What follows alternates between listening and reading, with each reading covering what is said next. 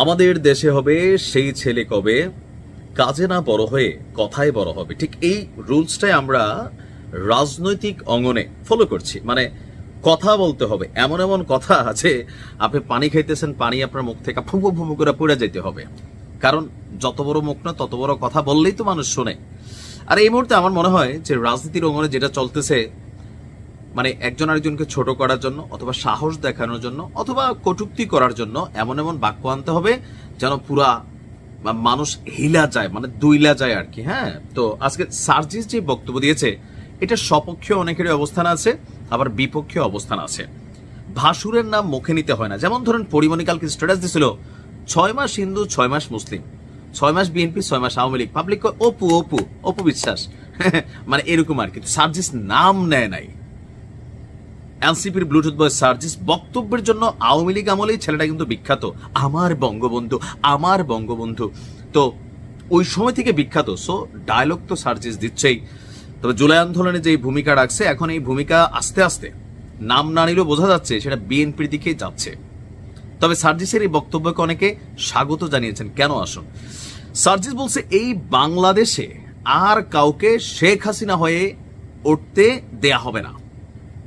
Sheikh Hasina one and only, এটা ভাই এক পিসি, এটার বাংলাদেশে আজীবনেও আসবে না, ভালো দিক থেকেও আসবে না, খারাপ দিক থেকে আসবে না।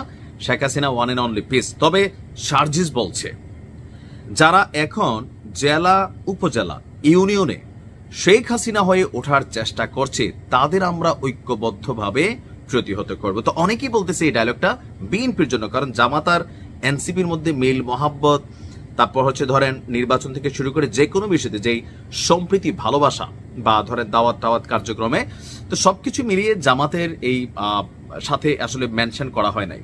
তো আর কারে করা হয়েছে যে আগামীতে আর কাউকে শেখ হাসিনা হইয়া উঠতে দিবে না। তো কারা আছে এরকম ফ্যামিলি লিগেসি রাজনীতি করে অথবা গ্রাম পর্যায়ে উপজেলা পর্যায়ে ইউনিয়ন পর্যায়ে প্রভাব আধিপত্য এই মুহূর্তে বিস্তার করার চেষ্টা করছে, দলটা হচ্ছে সোজা কথা এটা বিএনপি।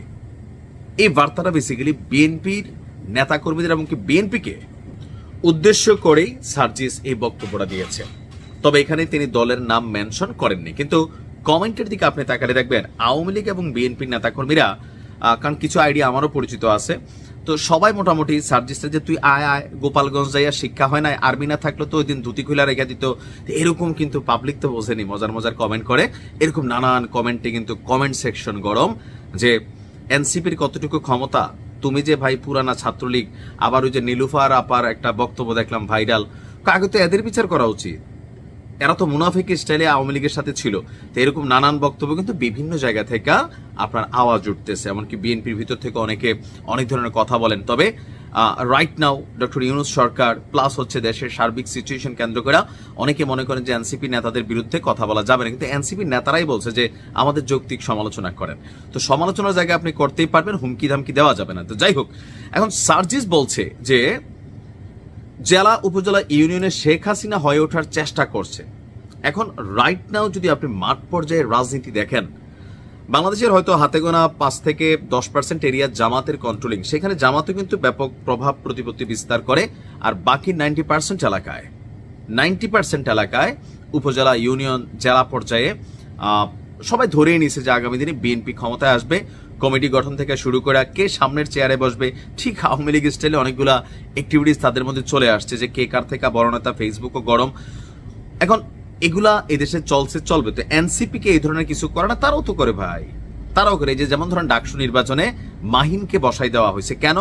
কারণ এই যে আব্দুল কাদেরকে না সরি বাকেরকে সমর্থন দিছে। তো হুইজ বাকের হচ্ছে এনসিপির যে মনোনীত ডাকসুর ভিপি প্রার্থী। এখন মাহিনকে কেন এনসিপি থেকে বহিষ্কার করা হয়েছে? কারণ মাহিন তার গণতান্ত্রিক অধিকার চর্চা করতে চাইছিল। সে ভাবছিল যে আমি এনসিপিতে আছি, ঠিক আছে বাকের দিছে, আমিও তো যোগ্য। সে আরেকটা প্যানেল থেকে কানেক্ট হয়ে গেছিল, সেই প্যানেল থেকে বলা হয়েছে মন্ত্রীপাড়া থেকে ফোন টোন দিয়া মাহিনও বলতেছে বাকের রে ভোট দেওয়া মানে আমার ভোট দেয়, কে রে বাবা চুপসাই গেছো দলের মধ্যে। এটাই হচ্ছে সমস্যা, যে সব জায়গায় কিন্তু শেখ হাসিনা আছে। আর যেহেতু সার্জিসরা ছাত্রলীগের একনিষ্ঠ কর্মী ছিল এক সময়, ট্রেনিং তো কিছুটা রয়ে গেছে ভিতরে, নাকি না? নাই মনে হয় 5ই আগস্টের পর অনেক কিছু চেঞ্জ হয়েছে। তো চেঞ্জের জায়গা থেকেই আগামী দিনের স্বপ্ন দেখতেছে যে না, এরকম আর হইতে দেওয়া যাবে না, কারণ ছাত্রলীগ করে হয়তো সে অনেক কিছু শিখা আসছে।